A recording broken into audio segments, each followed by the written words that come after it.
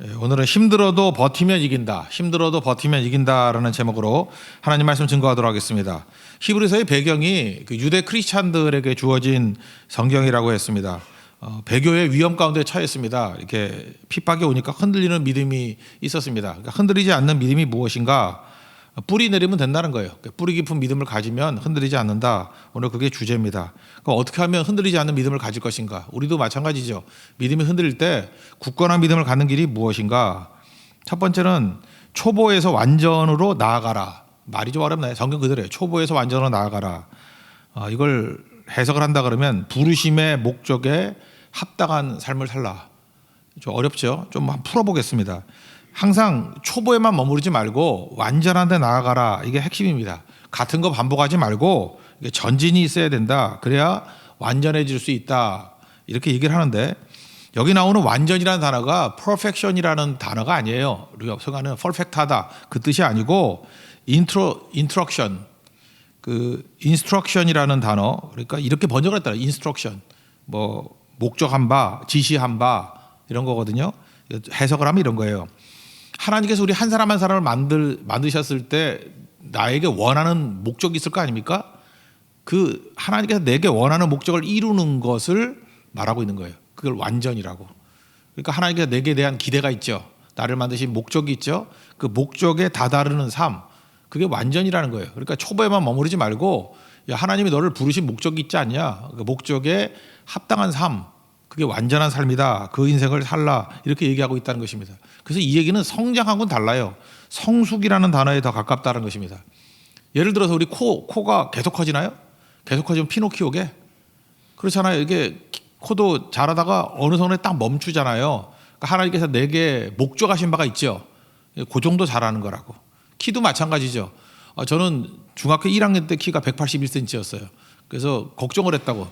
옛날에는 버스가 낮아가지고요. 이렇게 학교 갈 때 보면 버스 높이가 180cm였어. 그래서 저는 뚜껑을 열어야지 이게 탈 수 있었거든요. 옛날에 참 버스가 작았다고. 지금 버스는 커졌는데 그러다 보니까 걱정이 되더라고요. 이렇게 크다가 2m까지 크면 어떡하나. 그랬더니 우리 어머니가 너무 걱정이 돼가지고 저한테 그 엿기를 사다 줬어요. 60kg짜리 엿기. 참 묘하대요. 그 엿기를 하는 그 순간부터 어깨는 벌어지는데 키는 1cm도 안 자라더라고.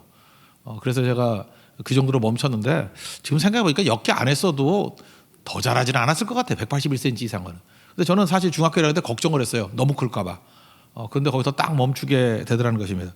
그러니까 하나님께서 내게 목적한 키가 있을 거 아니에요. 거기까지 간 걸 뭐라 그래요? 완전, 인스트럭션 이렇게 표현한다라는 것입니다. 내 코가 자라는 만큼 자라는 것 그게 하나님의 목적, 부르심의 목적 그게 인스트럭션. 그래서 또 다른 성경을 보니까 번역하기를 꽃으로 번역했다는 꽃이 만개하다. 꽃은 피는 게 목적 아닙니까? 그러니까 꽃이 만개하다. 다 피었다. 그것을 갖다가 이렇게 인스트럭션 이렇게 표현했다는 거예요. 완전하게 되더라. 그러니까 초보에만 머무르지 말고 초보에 머무르는 이유가 뭐죠? 맨날 옆 사람 비교해서 내가 저 사람보다 잘 믿잖아. 저 사람은 저렇게 하는데 난 어떻게 해? 옆 사람이 무슨 관계가 있어요? 하나님이 각자에게 부르신 목적이 있다니까요. 각자의 부르심의 목적에 합당한 삶 그게 완전함이라고요. 초보를 버리고 완전한 데 나가기를 원한다. 이렇게 말씀하고 있다는 것입니다. 한번 읽겠습니다. 1절부터 3절까지 읽겠습니다. 시작. 그러므로 우리가 그리스도의 도에 초보를 버리고 죽은 행실을 회개함과 하나님께 대한 신앙과 세례들과 안수와 죽은 자의 부활과 영원한 심판에 관한 교훈의 털을 다시 닦지 말고 완전한 대로 나아갈지니라. 하나님께서 허락하시면 우리가 이것을 하리라. 그러니까 초보에만 머무르지 말고 이거 부르심의 목적을 알아야지 완전해질 수 있는 거죠. 나를 향한 부르심이 뭔가. 어제 제가 칼럼을 하나 쓰지 않았습니까? 어떻게 살아야 되느냐. 부르심에 맞게 살라 이랬더니 그거 좀 어렵다고 생각하는 분이 미국 사시는 분이 있더라고요. 이렇게 뭐 두 번째, 세 번째는 알겠는데 첫 번째가 참 어렵습니다. 왜 어렵다고 생각하냐면 나를 향한 하나님의 부르심이 뭐지요? 그렇게 묻더라고요. 그걸 왜 나한테 물어요? 자기가 물어야지. 그죠? 나를 향한 하나님의 부르심이 뭐죠? 그러니까 말씀을 보는 거죠. 그러니까 기도하는 거죠. 그거는 성령께서 내 안에서 확신으로 주시는 거라고요. 이게 나를 이렇게 부르셨구나. 나를 향한 부르심이 이거구나. 그건 다른 사람이 아는 게 아니에요. 내가 깨닫는 거지. 내 안에 있는 성령께서 말씀과 기도를 통해서 알려주시는 거죠. 그래서 우리 예수 믿는 것은요. 덮어놓고 믿는 게 아니에요. 펼쳐놓고 믿는 거지. 잠깐 덮어놓고 믿는다 그러는데 덮어놓고 믿으면 맹신이죠. 성경 덮으면 안 돼요. 덮어놓고 믿으면 안 되고 펼쳐놓고 성경을 펼쳐놓고 믿어야 된다고. 성경을 펼쳐놓고 읽으면서 믿어야 나를 향하신 부르심의 목적이 무엇인지를 명확히 알게 된다라는 것입니다. 그걸 알고 나면 3절에 뭐라 그랬어요? 하나님이 허락하시면 우리가 이것을 하리라. 그러니까 부르심이 먼저 있어야 되는 거죠. 그러니까 부르심이 먼저, 주께서 나를 먼저 부르신 거예요. 그래서 하나님이 허락하시면, 그래서 인생은 수동태라고. 내가 뭐 하는 거 아니에요. 하나님께서 나를 부르신 거예요. 부르심에 의해서 내가 끌려가는 거라고. 그래서 인생은 수동태적 신앙을 갖고 있는 거, 이게 중요하다는 것입니다. 그럼 인생이 모든 게 다 수동태냐? 아니에요. 수동적 능동성이에요. 그게 뭐냐 하면 반응은 능동적이라는 거예요. 내가 어떻게 살아야 될지, 내가 어디로 가야 될지는 하나님이 부르시는 거예요. 나를 향한 부르심의 목적이 있거든. 나를 어떻게 사용할지, 어디가 될지. 그러니까 하나님이 만드신 거라고요. 그거를 수동적으로 받아들이고 반응만은 열정적으로 해야 된다고요. 바로 이겁니다 하면 죽도록 충성하는 거죠. 사도도 마찬가지죠. 사도도 보내심을 받은 자잖아요. 사도 바울이 자기가 사도라 그러잖아요. 하나님이 보내신 거 아닙니까? 그러면 보내신 건 수동적이죠. 내가 가는 게 아니잖아요. 하나님이 보내신 거지. 그렇지만 보냄을 받을 때 그는 어떻게 해요? 나의 달려갈 걸과 내게 주신 사명 뭐 다 마쳤다. 뭐 계속 그런 고백하지 않아요? 죽도록 충성하는 거죠.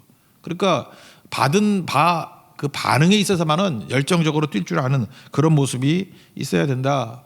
그렇게 오늘 말씀하고 있다라는 것입니다.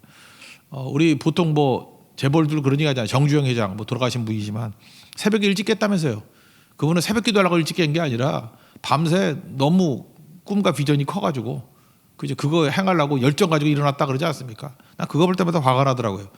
이렇게 돈 벌려고 하는 사람들 이런 열정을 갖고 있는데 우리 크리스찬들의 열정 더한 거 아니야? 하나님의 불이 임한 사람들인데 새벽에 엎어져 잠만 자면 안 되겠죠. 새벽에 벌떡 일어나서 주를 향해서 나아가는 그런 모습이 있어야 된다는 것입니다.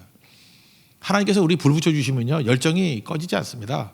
이거는 고갈되지 않는 열정이에요. 모세 보세요. 떨기나무 불꽃 가운데 하나님 만나잖아요. 근데 안 타잖아요. 무슨 얘기예요? 고갈되지 않는다는 그런 얘기예요. 성령이 주시는 이런 부르심은요 고갈되지 않습니다.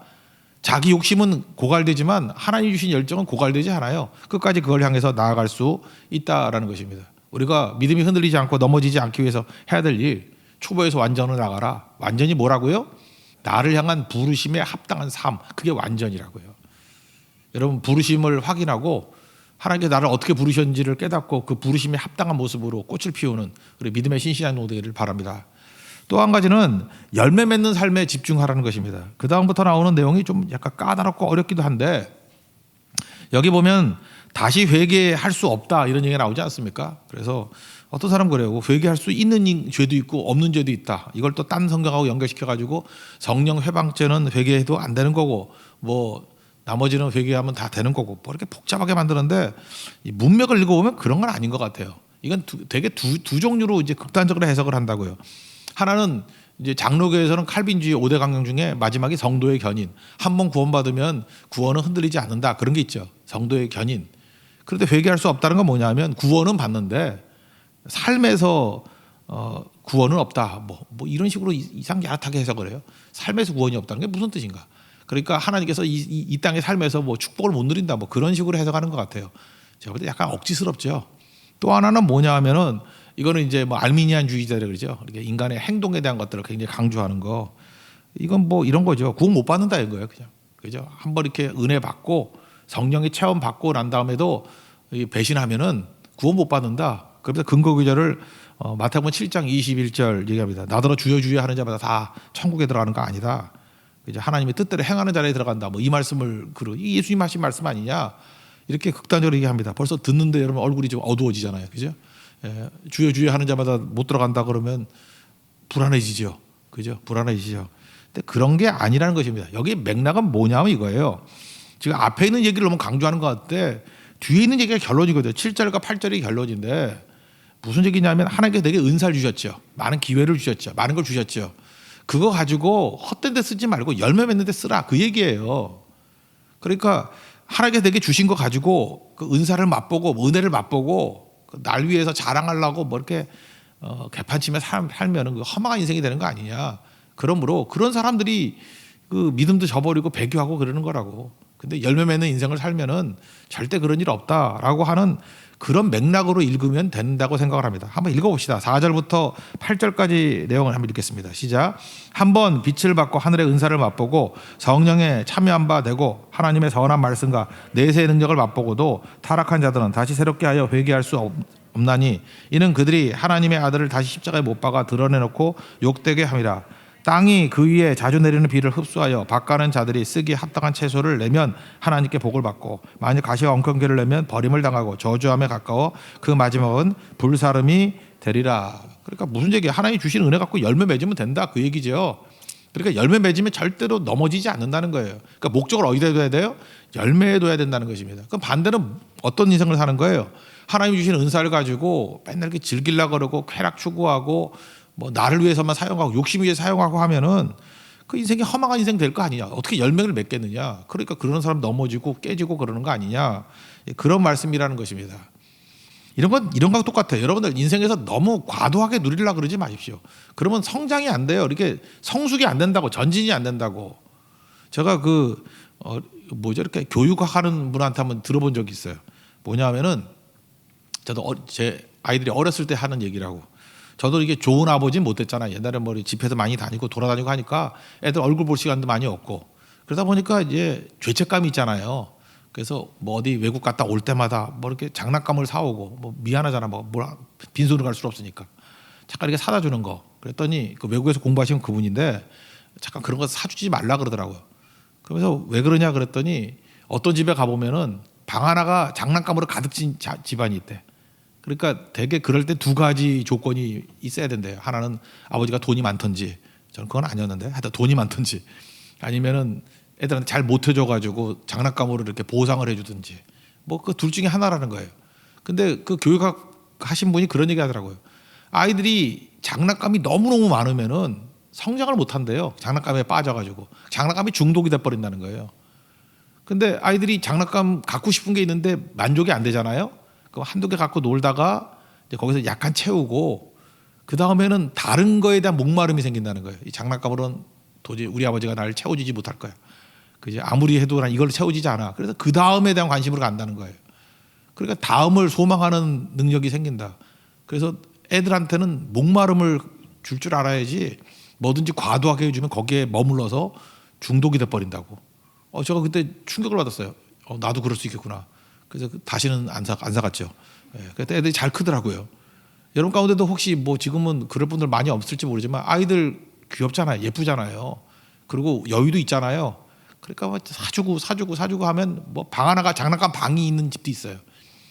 그렇다 그러면 뭐 그렇게 하는 게 뭐 죄까지는 아니지만 성장에 도움이 안 된다니까요. 우리 인생도 마찬가지예요. 이 땅에서 장난감 가지고 있으면 성장이 안 되지. 이 땅에 있는 모든 게 다 장난감들 아니에요. 옷 사고 차 사고 집 사고 그 장난감 아니에요. 그거에 매몰돼 가지고 그 다음을 생각을 안 하는 거예요. 그러니까 영적 성장이 없는 거죠. 그러니까 하나님께 주신 그 많은 능력을 가지고 장난감 가지고 놀다 끝내니 이네 열매 맺어야 돼. 열매 맺는 게 진짜 중요한 인생이야. 그게 넘어지지 않는 길이라는 거예요. 그러므로 좋은 아버지는요 아이들에게 적정하게 장난감 줍니다. 그리고 목마르게 만들어요. 그래야 열매를 거두게 된다는 거예요. 열매를 거둔다는 건 뭐냐면 이게 하나님께는 영광이 되고요. 열매 요한복음 15장에 나오잖아요. 하나님께 영광이 되고 또 하나 이웃에게는 유익이 돼요. 여러분 열매를 맺는다는 건 무엇입니까? 열매는 내가 먹으려고 열매 맺는 거 아니죠. 사과나무가 사과를 먹나? 아니잖아요. 사과 열매를 맺히면은 남이 먹죠. 남이. 우리도 마찬가지라는 거예요. 열매 맺는 인생이라는 건 뭐냐? 하나님께 열매 맺으면 하나님이 영광 받으시고 또 하나는 내 이웃들이 그것을 누리게 된다라는 것입니다. 그래서 열매는 남이 먹는 거예요. 남이 누리는 거라고. 그래서 우리가 열매 맺는 인생이 되면은 내 주변에 있는 사람들이 참 좋아들 해요. 여러분 지금도 그래요. 내가 열매 맺는 인생인지 아닌지를 알 수 있는 방법이 뭐냐? 내가 예수를 잘 믿었더니 주변 사람들이 막 좋아하는 거야. 왜 좋아하죠? 내가 열매를 맺으니까 그 사람들이 유익이 되는 거예요. 어머니가 예배 드리고 오면 아들이 너무너무 좋아해요. 왜? 막 신경질 내고 화내던 엄마가 예배만 드리고 오면 자상해지고 거의 예수님을 방불케 하고 막 이렇게 된다고. 그러니까 예배 좀 가라고. 근데 우리는 반대죠. 예배 갔다 오고 난 다음에 이게 뭐냐 집은 난장판 치고 이렇게 문제가 되는 거죠. 그러니까 내가 유익이 되는 거예요. 여러분 그 20세기 초에 1903년 이럴 때 1907년이 평양 대붕이잖아요. 1903년에 웨일즈에서 대붕이 일어났거든요. 그때 웨일즈에서 대붕이 일어났을 때 그런 얘기 들어보셨습니까? 그 부흥을 제일 기뻐했던 게 누구냐면 나귀가 기뻐했대요. 나귀들이 왜 기뻐했느냐? 사람들이 예수 믿고 변화되기 이전에는 분풀이를 그때 산업혁명 시대에 얼마나 사람들이 노동 강도가 심하고 어려울 때였습니까? 그러니까 나귀한테 발길질하고 나귀를 학대하고 막 그랬다라는 거예요. 근데 예수 믿고 변화가 되고 부흥이 일어나니까 나귀를 그렇게 잘해주더라는 거예요. 나귀가 기뻐했대요. 어떤 사람은 나귀 붙잡고 회개했대요. 같이 울면서 내가 그동안 때렸더니 얼마나 뭐 지어내기 같기도 한데 그죠? 나귀 붙들고 같이 울었대요. 나귀도 같이 울었대요. 기뻐서 뭐 그런 얘기도 있어요. 하여튼 이건 제가 과장하는 거 아니에요. 나귀들이 기뻐했다는 건 기록에도 남아 있어요. 그죠? 그 정도로 그 주변 사람들이 기뻐하는 거죠. 왜? 내가 열매 맺으면 열매는 내가 누리는 거 아니에요. 지금도 마찬가지죠. 어떤 사람 이기적인 사람 그래요. Not I but Christ. 그게 안 되는 NIBC가 안 되는 사람들의 특징이 뭐냐면 내가 먹지도 못하는데 뭐하러 그걸 맺어? 이런다고요. 그러니까 자기밖에 모르는 거예요. 열매는 이웃을 위해서 맺히는 거예요. 주변 사람을 위해서 맺히는 거라고. 그래서 주변 사람들이 내가 변화되는 것 때문에 다 기뻐한다고. 그게 열매 맺는 인생이에요. 그걸 정확히 알고 나가야 된다는 것입니다. 아니 보세요. 우리 자매들 예쁜 자매들이 있으면 예쁘면 자기가 좋나? 보는 사람이 좋지. 멋있는 형제 있으면 자기가 좋나? 보는 사람이 좋은 거지. 그런 거 아니에요? 그래서 나도 좋은 거죠. 안 그래요? 내가 갔을 때 나를 좋아하니까 내가 좋아지는 거 아닙니까? 그게 열매 맺는 인생이라고. 크리스찬도 마찬가지예요. 내가 열매 맺음으로 말미암아 주변 사람들의 유익을 주는 그런 인생을 살라는 것입니다. 그래서 그렇게 사는 게 뭐 어렵지 않겠죠. 그러면 이렇게 열매 맺는 방법이 뭐냐? 이제 그 뒤에 나오는 9절부터 나오는데 사랑하면 쉽다는 거예요. 사랑하면 열매 맺고 섬기고 뭐 이런 게 쉽다라는 거예요. 뭐 결심하고 열심 갖고 되는 게 아니고 사랑하면은 다 쉬워지잖아요. 아무리 힘든 일도 뭐 사랑하는 사람 위해서 한다 그러면 뜨거워지는 거 아닙니까? 그 얘기를 하고 있습니다. 9절부터 12절까지 한번 읽어보겠습니다. 시작. 사랑하는 자들아 우리가 이같이 말하나 너희에게는 이보다 더 좋은 것 곧 구원에 속한 것이 있음을 확신하노라. 하나님은 불의하지 아니하사 너희 행위와 그의 이름을 위하여 나타낸 사랑으로 이미 성도를 섬긴 것과 이제도 섬기고 있는 것을 잊어버리지 아니하시느니라. 우리가 간절히 원하는 것은 너희 각 사람이 동일한 부지런함을 나타내어 끝까지 소망의 풍성함에 이르러 게으르지 아니하고 믿음과 오래 참음으로 말미암아 약속들을 기업으로 받는 자들을 본받는 자 되게 하려는 것이라.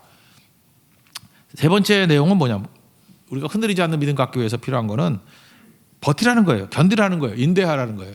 그러면은 이제 흔들리지 않는 믿음 가운데 갈 수 있다는 거죠. 아브라함이 예를 들고 있어요. 믿음의 조상이죠. 요즘에 지난주까지 우리 주일에 아브라함 살피지 않았습니까?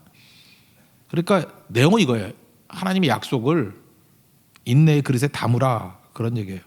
아브라함은 하나님 한 분만을 믿고 그죠? 버텼다는 거예요. 그죠? 버팀을 통해서 결국은 약속을 성취하지 않았느냐? 뭐 그런 말씀을 지금 하고 있습니다. 한번 읽어봅시다. 13절부터 15절까지 아브라함 얘기를 읽어봅시다. 시작. 하나님의 아브라함에게 약속하실 때 가르쳐 맹세할 자가 자기보다 더 큰 자가 이가 없으므로 자기를 가르쳐 맹세하여 이르시되 내가 반드시 너에게 복 주고 복 주며 너를 번성하게 하고 번성하게 하리라 하셨더니 그가 이같이 오래 참아 약속을 받았느니라. 예정을 아브라함을 두고 있죠. 인내로 약속을 받았다. 오래 참아 약속을 받았다. 이게 핵심이겠죠. 믿음이 뭐예요? 에무나인데 히브리어 단어로 에무나. 그 뭐래? 버틴다, 견딘다 이런 거죠. 어떻게 버틸 수 있어요? 그 약속이 있어야 버틸 수 있죠. 약속 붙들고.